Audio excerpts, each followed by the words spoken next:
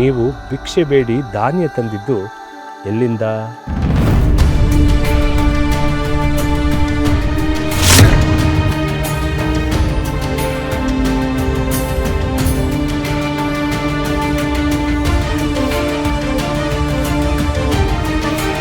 ದೀರ್ಘಾಯುಷ್ಮಾನ್ ಭವ.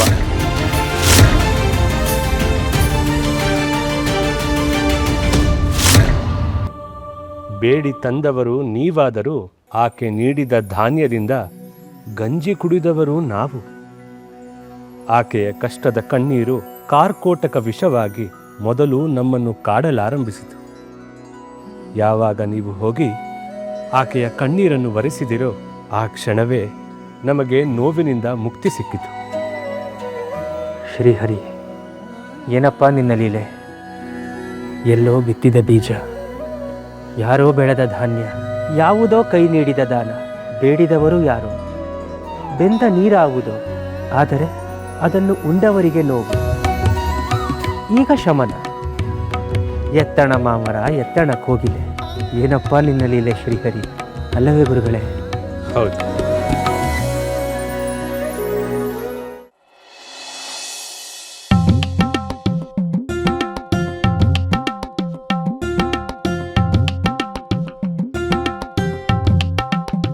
ನನ್ನ ಹಿಂದೆ ಯಾಕೆ ಗೋವಿಂದ ಓಡಾಡ್ತಾ ಇದೆಯಾ? ನೀವು ಯಾಕೆ ಓಡಾಡ್ತಿದ್ದೀರ ಅಂತ ಗೊತ್ತಿಲ್ಲದೆ ನಿಮ್ಮ ಹಿಂದಿಂದನೇ ಓಡಾಡ್ತಿದ್ದೀನಿ ಗುರುಗಳೇ.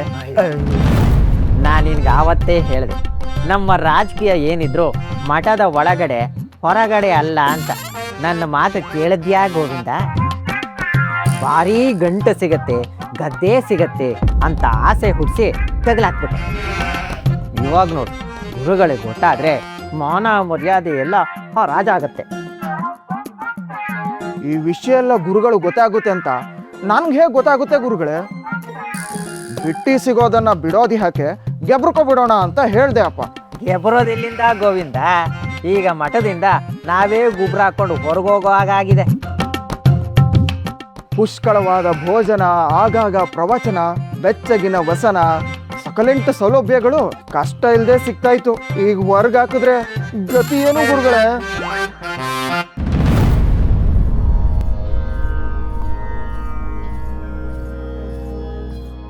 ಈಗ ಗುರುಗಳು ಬರ್ತಾ ಇದ್ದಾರೆ, ಅವ್ರು ಏನಾದರೂ ಕೇಳಿದ್ರೆ ನನಗೇನೂ ಗೊತ್ತಿಲ್ಲ ಅಂತ ಹೇಳು ಗೋವಿಂದ.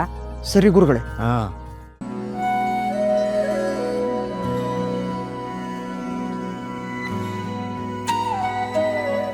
ಭೋಗೇಂದ್ರಾಚಾರ್ಯರೇ, ನಿಮ್ಮಂಥ ವಿದ್ವಾಂಸರು ಘನಪಂಡಿತರಿಂದ ಇಂಥ ಅಪಸವ್ಯ ಆಗಬಹುದೇ? ಯಾವುದು ಗುರುಗಳೇ? ನಮ್ಮಿಂದ ಏನು ತಪ್ಪಾಗಿದೆ? ಮಾಲತಿಯ ಮದುವೆ ವಿಚಾರದಲ್ಲಿ ನಿಮ್ಮ ಹಸ್ತಕ್ಷೇಪವೂ ಇದೆ ಎಂದು ಕೇಳ್ಪಟ್ಟಿದ್ದೇವೆ.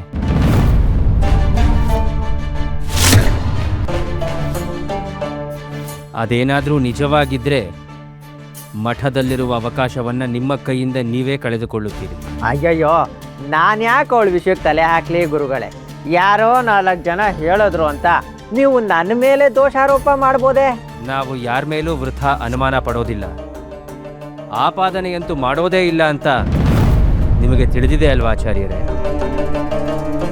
ನೀವು ಯಾವ ದುರುದ್ದೇಶದಿಂದ ಅವರ ಜೊತೆ ಕೈ ಜೋಡಿಸಿದ್ರಿ, ದಕ್ಷಿಣಾಮೂರ್ತಿಯವರ ಆಸ್ತಿಯನ್ನು ಕಬಳಿಸಬೇಕು ಅಂತ ಏನೆಲ್ಲ ದುರಾಲೋಚನೆಯನ್ನು ಮಾಡಿದ್ರಿ ಅಂತ ನಮಗೆ ಗೊತ್ತಿದೆ.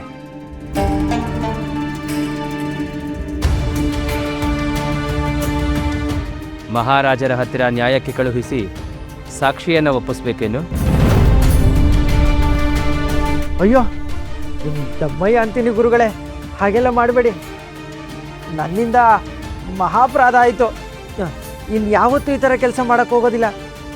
ದಯಮಾಡಿ ಇದೊಂದು ಸಾರ್ತಿ ಕ್ಷಮಿಸ್ಬಿಡಿ ಗುರುಗಳೇ, ನಿಮ್ಮ ಪಾದದಾಣೆ. ಬೇಡ ಆಚಾರ್ಯರೇ, ನಾಟಕ ಬೇಡ. ನಿಮ್ಮ ಲೋಭ ಮತ್ಸರಗಳಿಂದ ಅದೆಷ್ಟೋ ಬಾರಿ ಆಗಬೇಕಾಗಿದ್ದ ಅನಾಹುತ ಅನಾಚಾರಗಳನ್ನು ನಾವು ತಪ್ಪಿಸಿದ್ದೇವೆ. ಬೆಕ್ಕು ಕಣ್ಣು ಮುಚ್ಚಿ ಹಾಲು ಕುಡಿದರೆ ಯಾರಿಗೂ ಗೊತ್ತಾಗುವುದಿಲ್ಲ ಎಂಬ ಭ್ರಮೆಯೇ ಅದು ನಿಮ್ಮ ಮೂರ್ಖತನ. ಸುಳ್ಳುಗಳಿಗೆ 100 ನಾಲಿಗೆ ಆಚಾರ್ಯರೇ, ಆದರೆ ಸತ್ಯಕ್ಕೆ ಒಂದೇ ಕಿವಿ. ನೀವಾಡುವ ಮಾತುಗಳು, ಮಾಡುವ ಕ್ರಿಯೆಗಳು ನಮಗೆ ಗೊತ್ತಾಗುವುದಿಲ್ಲ ಅಂತ ಭ್ರಮಿಸಬೇಡಿ. ನೀವು ನನ್ನ ಹೆಸರಿಗೆ ಚ್ಯುತಿ ತರುವ ಭರದಲ್ಲಿ ಶ್ರೀಮಠದ ಮರ್ಯಾದೆಗೇನಾದರೂ ಧಕ್ಕೆ ತಂದರೆ ನಿಮ್ಮ ಅಧಃಪತನವನ್ನು ನೀವೇ ಕಂಡುಕೊಂಡಂತೆ. ಎಚ್ಚರ.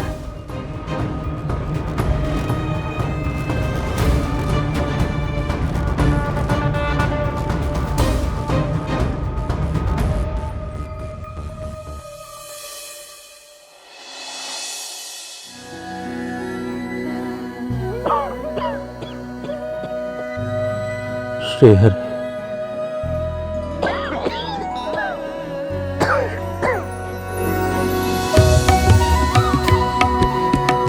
ಸುಧೀಂದ್ರ,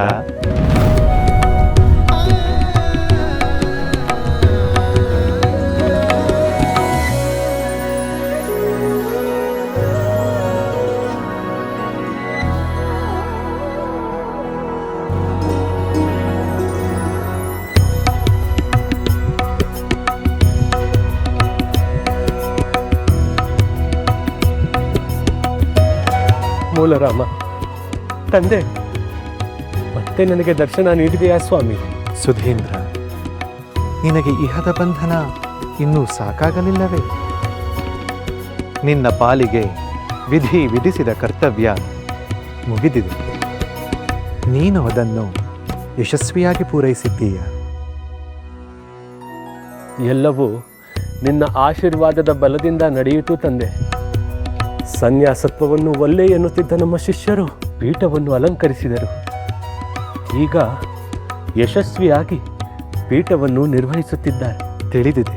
ಈಗ ನಾನು ತಿಳಿಸಿದಂತೆ ನಿನ್ನ ಇಹದ ಕರ್ತವ್ಯ ಮುಗಿದಿದೆ. ನೀನಿನ್ನು ಹೊರಡಲು ಸಿದ್ಧನಾಗು.